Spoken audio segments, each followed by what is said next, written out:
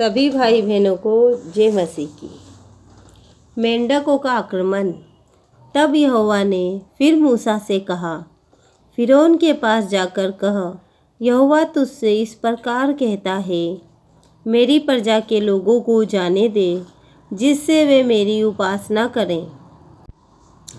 यदि उन्हें जाने न देगा तो सुन, मैं मेंढक भेजकर तेरे सारे देश को हानि पहुंचाने वाला हूँ, और नील नदी मेंढकों से भर जाएगी, और वे तेरे भवन में और तेरे बिछौने पर और तेरे कर्मचारियों के घरों में और तेरी प्रजा पर वरन तेरे तंदूरों और कटोतियों में भी चढ़ जाएंगे, और तुझ पर और तेरी प्रजा और तेरे कर्मचारियों सबों पर मेंढक चढ़ जाएंगे।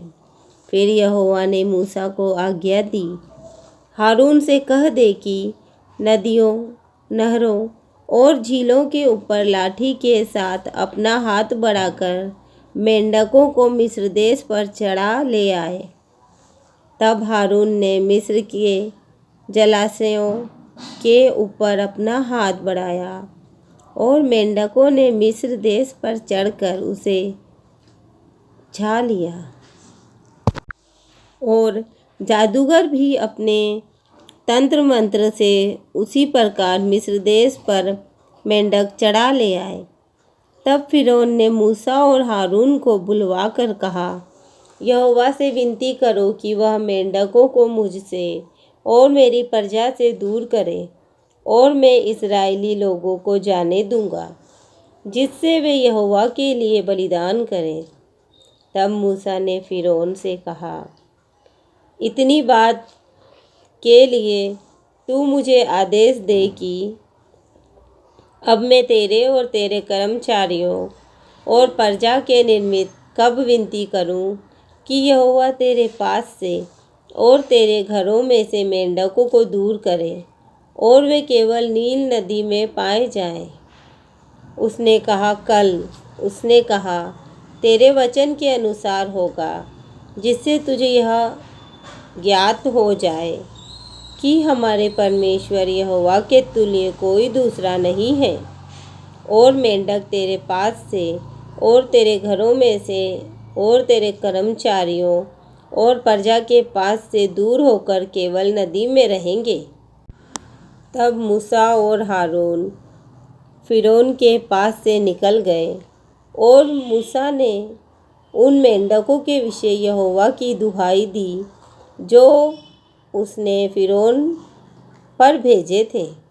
और यहोवा ने मूसा के कहने के अनुसार किया, और मेंढक घरों, आंगनों और खेतों में मर गए, और लोगों ने इकट्ठा करके उनके ढेर लगा दिए, और सारा देश दुर्गंध से भर गया। परंतु जब फिरौन ने देखा कि अब आराम मिला है, तब यहोवा के कहने के अनुसार उसने फिर अपने मन को कठोर किया और उनकी ना सुनी।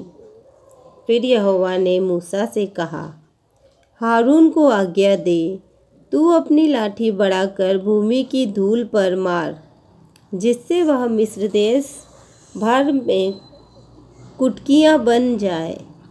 और उन्होंने वैसा ही किया, अर्थात हारून ने लाठी को ले हाथ बढ़ाकर भूमि की धूल पर मारा।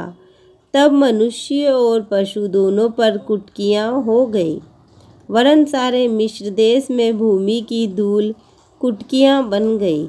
तब जादूगरों ने चाहा कि अपने तंत्र मंत्र के बल से हम भी कुटकियाँ ले आए, परंतु यह उनसे ना हो सका। इस प्रकार मनुष्यों और पशुओं दोनों पर कुटकियाँ बनी रही। तब जादूगरों ने फिरौन से कहा, यह तो परमेश्वर के हाथ का काम है। तो भी यहोवा के कहने के अनुसार फिरौन का मन कठोर होता गया, और उसने मूसा और हारून की बात ना मानी। फिर यहोवा ने मूसा से कहा, सवेरे उठकर फिरौन के सामने खड़ा होना, वह तो जल की ओर आएगा और उससे कहना, यहोवा तुझसे यह कहता है, मेरी प्रजा के लोगों को जाने दे कि वे मेरी उपासना करें।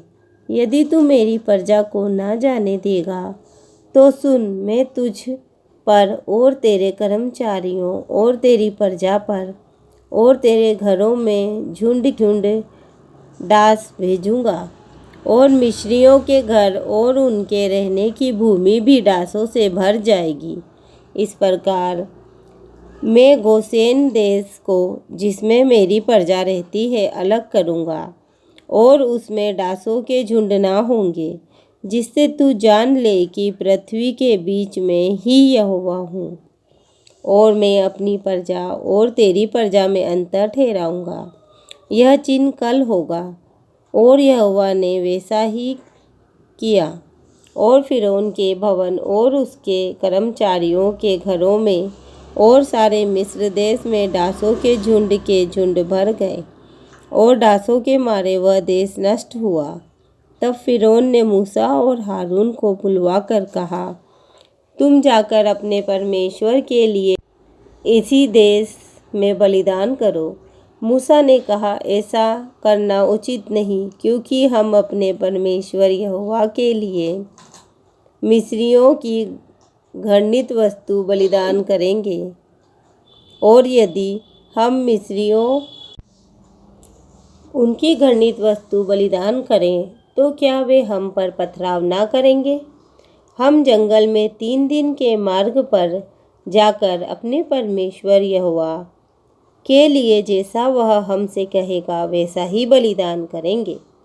फिरौन ने कहा, मैं तुमको जंगल में जाने दूंगा कि तुम अपने परमेश्वर यहोवा के लिए जंगल में बलिदान करो। केवल बहुत दूर ना जाना और मेरे लिए विनती करो। तब मूसा ने कहा, सुन, मैं तेरे पास से बाहर जाकर यहोवा से विनती करूँगा कि डासों के झुंड तेरे और तेरे कर्मचारियों और प्रजा के पास से कल ही दूर हो। पर फिरौन आगे को कपट करके हमें यहोवा के लिए बलिदान करने को जाने देने के लिए मना ना करे। अतः मूसा ने फिरौन के पास से बाहर जाकर यहोवा से विनती की और यहोवा ने मूसा के कहे के अनुसार डासों के झुंडों को फिरौन और उसके कर्मचारियों और उसकी प्रजा से दूर किया, यहाँ तक कि एक भी न रहा। तब फिरौन ने इस बार भी अपने मन को कठोर किया और उन लोगों को जाने ना दिया। आमीन।